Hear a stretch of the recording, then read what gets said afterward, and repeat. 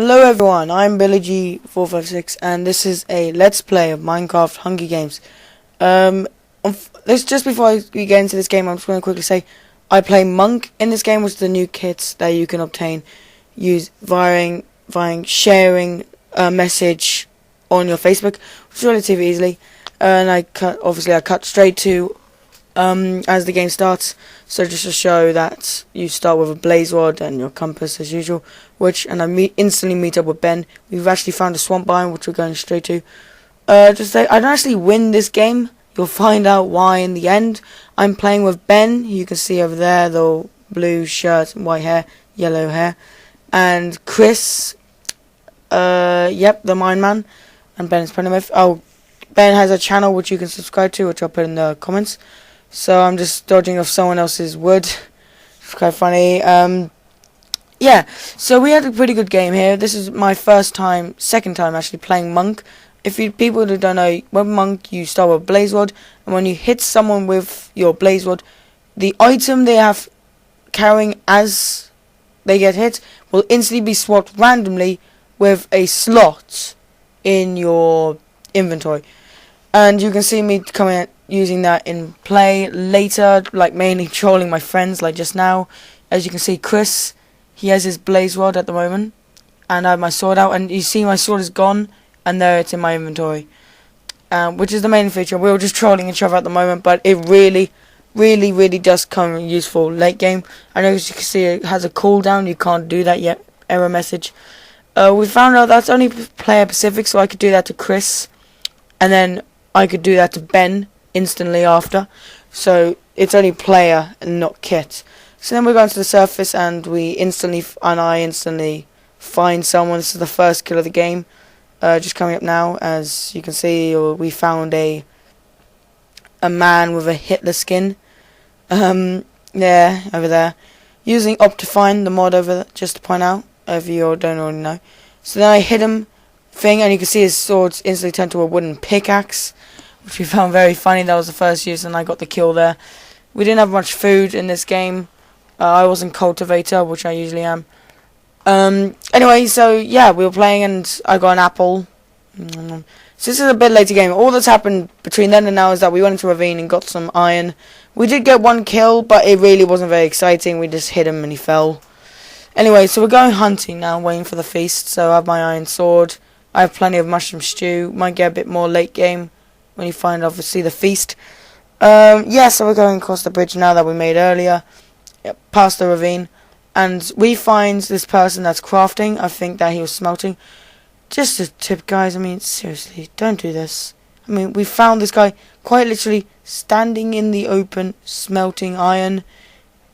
It wasn't very smart, to say. I mean, look, he wasn't prepared or anything, so we just killed him on the spot, which was pretty easy. So there's only 19 players left, and the feast hasn't even started, and that guy ate even more mushroom stew. So this is the feast now. We're going there, and Ben has found the feast, and you can see Chris running off there in the right-hand corner, being a nublet. And we can see the feast over there. We saw like a tree on top of it, and Ben and I spot these two people over there. Just say there's this person called TNT or Ass, who we found had a diamond sword within like the first 10 minutes of the game or something. So he was quite the threat to us. So in the feast is beginning, we have these two people, and this is one of the reasons I don't like playing with a swamp biome, because I don't really mind not having mushroom stew, because so long as you have bread, you'll be fine. But since you have mushroom stew, it's a lot harder to kill people, and that makes the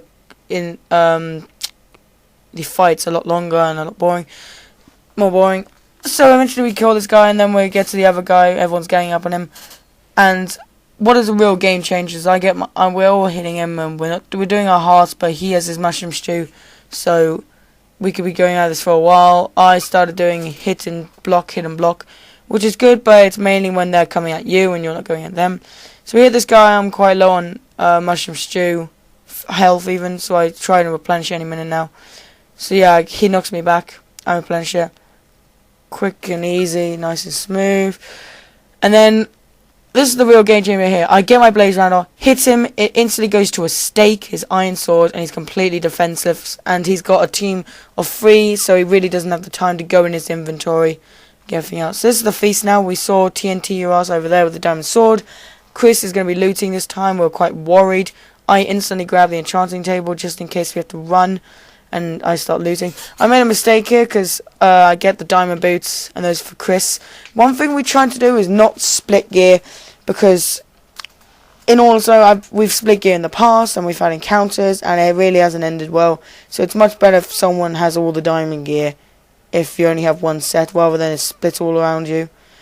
Because then it's much more unfair, obviously, because someone might have the diamond chest. And anyway, this is quite funny. Ben got dug underneath, and he had to fall down the hole, which wasn't a very smart move, because we instantly got him afterwards. Only 11 players now.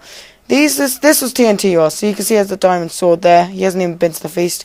Took us by surprise. All my friends are down on the end, just a couple of seconds from finishing off the guy we just killed. So now they're back up here. We're trying to finish him off.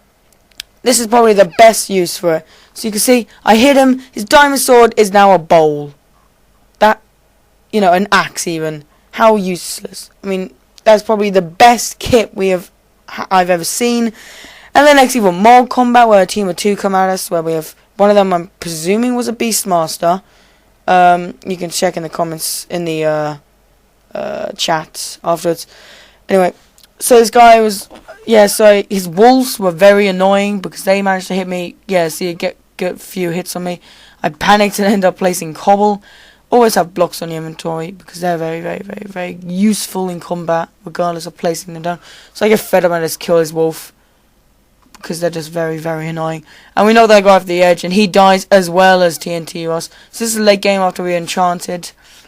Monk is still useful as hell. So this guy jumps down, and he's a bit of an idiot here. I mean, I have knockback, knocks him. He places down lava, and he tries to run past it and run straight into Chris. So it kind of blocked his way there.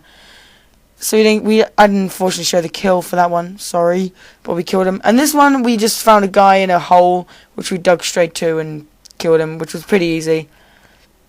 And that was, and this is the last kill of the game.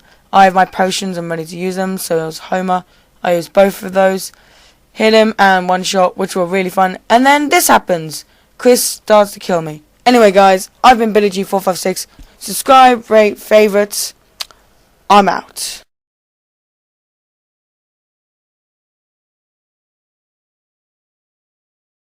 Hello everyone, I'm Billyg456, and this is a kit review. We're doing Cultivator today. So the kit name is Cultivator. The kit type is a power kit, so you don't have to get any special items. You have an ability which you can use. The ability of which is you can instantly grow wheat and saplings. So when I plant some seeds on tall grass, it'll instantly grow wheat. Punch that in, you'll get the chance of 0 to